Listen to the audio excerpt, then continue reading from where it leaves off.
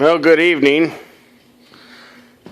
And as you can tell, we've done a little lifting of the old 72 and got some new wheels and tires installed last week. Got rid of those 16.5s and went to 17-inch wheels, 315 tires. Looking pretty good sitting there.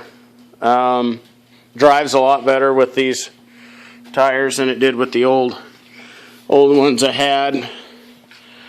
We've did some other work rear end wise. I got rid of the 410 gear ratio. I had this is the 410 here. Still got 410s in the front, but the rear axle now is 354. I had it laying around and I thought, well, let's try it, because this poor motor sounds like it's just ready to blow up. 65, 70 miles an hour, 2300 RPM. And as you can see, I have got the injectors out of it. I got some new ones in today. They are laying right here. These are, what are these? 5 by 0.012. I believe it's a 5 by 12 according to SAC, according to what I ordered. The old ones I pulled out, they didn't look too bad, but I think I got one that's leaking pretty good. So without able to test them, I want to know what's in this engine, what I'm doing. I've got these 2, 4, 5 here. I'm missing one. I don't know where it's at. I'll have to locate that one. But I pulled the injectors out of the other engine because the company says that they pay more for for another set, but I'm going to hang on to these for the 75 Ford that's getting ready to start here in a few months. I'm still looking for two-wheel drive transmission and the other components I need for that. We also installed some gauges.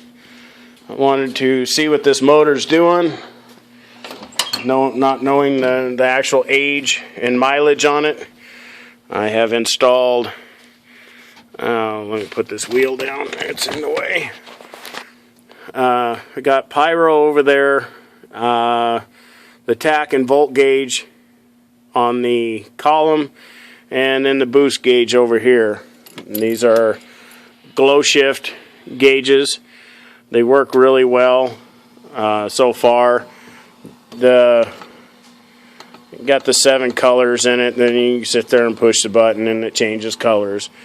Big whoop-de-doo. As long as they work, that's all I care about. I don't know what my speedometer's reading now that I've changed gear ratios in the ass end, but it does run a lot better. I am very pleased with it. The tach is only reading around 1600 RPM for the at 55 miles an hour. So it's looking pretty good. I'm getting this thing ready to go to take a trip to Oklahoma.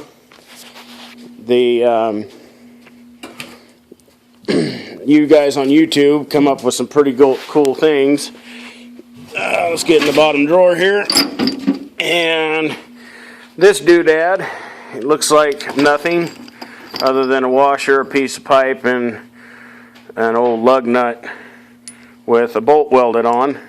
Well, that's what it is, but so happens that a Toyota lug nut is the same thread pitch on the top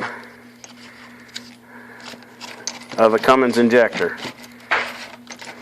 And voila. See? So you slide the pipe down over screw this on, or slide the pipe on, screw this on, and then with the washer on there, which this one kind of got beat up. It gets a little tight in there, so I had to come up with something different. This is my normal washer that I use. It's nice and thick and heavy duty, and it pulls them right out, no problems, piece of cake. So I have nothing invested in this except for maybe 20 minutes of time, and it saved me, what, 50 bucks or whatever it is that the tool is that they recommend you use for pulling Cummins injectors. So this is where we're at right now. I'm getting ready to clean out the holes a little bit and get these things set up and torqued down, and then put all the fuel lines back on and there, and get the pump hooked back up and return line hooked up. Got a bunch of stuff yet to do tonight. Unfortunately, today's Saturday, but tomorrow being Sunday, I got to go back to work. So, pyro gauge back there. Got the doohickey shoved into the exhaust. This engine seems to run nice and cool. I don't ever get up over. It's rough to get over 800 degrees on the exhaust temp. The water temp is not. Doesn't ever get hot. I don't think I've yet to run the fans that I figured I'd have to install on this thing. I was afraid that I'd need bigger ones, and I've just never even turned them on. This thing just does not get hot, but it runs good. And so with all the work I've done with it in the past month and a half, we'll be up to paint next. Paint and changing the gears in the front end to 355s or 354s, whatever I can get in a Dana 60. I haven't really paid much attention to it yet with the snow season ending, then I don't need it. Also, got to move the overflow reservoir, got to find another spot for that. Going to try to move it over about another inch so it'll clear for getting my air conditioning hooked up. That is also on the agenda. So I've got three things: gears, paint, and air conditioning. And this build will pretty much be done, minus a new motor. This one, I'm figuring approximately has about 400 to 450 on it.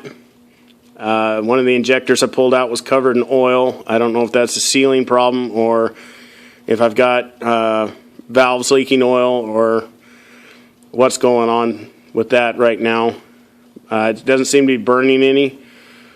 I haven't added anything to it since an oil change probably about 4,000 to 5,000 miles ago. So we'll see what happens, and let's get on to putting these injectors in.